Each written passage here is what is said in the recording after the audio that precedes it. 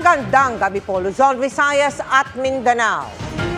Anumang oras mula ngayon ay papasok muli sa loob ng Philippine Area of Responsibility ang Bagyong Julian. Pero may hiwalay pang weather system na nagdulot naman ng mga baha sa Mindanao. Sa ilang lugar, lampas tao ang tubig, kaya maraming inilikas at may mga stranded. Nakatutok si Dano Tingkungko. Pumantay na sa National Highway sa Dato Abdullah Sangki sa Maguindanao del Sur ang taas ng baha dahil sa naranasang malakas na pag-ulan doon kahapon.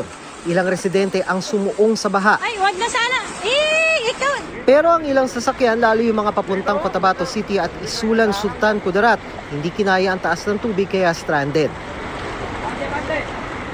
Sa bayan ng Ampatuan, malaking bahagi ng Barangay Sanyag ang binaha. Kwento ng mga taga rito, wala raw halos tigil ang ulan kahapon kaya tumaas ang tubig sa mga sapa at inabot ang kanilang bahay at palayan. Ay, ang area na yan is Talungan po yan at saka ang palayan. At parang hindi na makikita this moment. May isang team na nandoon sa National Highway nagakuha ng mga kababayan na stranded din doon. Sa Barangay Kamasi naman, kinailangan ilikas sa mga residente sa taas ng baha. Unti-unti nang humupa ang tubig sa lugar kaninang umaga. Nagsagawa na ng pagsusuri ang PDRRMO sa Maguindanao del Sur sa pinsalang iniwan ng malakas na pag-ulan at ng baha sa bayan ng Ampatuan. Pinakaapektado ang mga barangay ng Sanyag, Kauran at Malatimon. Mahigit 120 pamilya ang kinailangang ilikas sa mga lugar na yan. Isang pamilya pang natrap sa kanilang bahay ang kinailangan sagipin dahil halos umabot sa bubong ang taas ng baha. Bukod sa Maguindanao, pinasok din ng baha ang ilang bahay sa Digos City, Davao del Sur.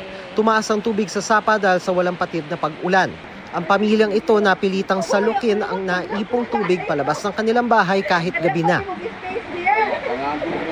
Ayon sa Pag-asa, nagkaroon tayo ng easterlies. Medyo active yung easterlies natin kahapon over Mindanao area. At yun po yung nag-cause ng mga pag-ulan doon sa eastern and southern portion of Mindanao. So hindi po siya related sa bagyo.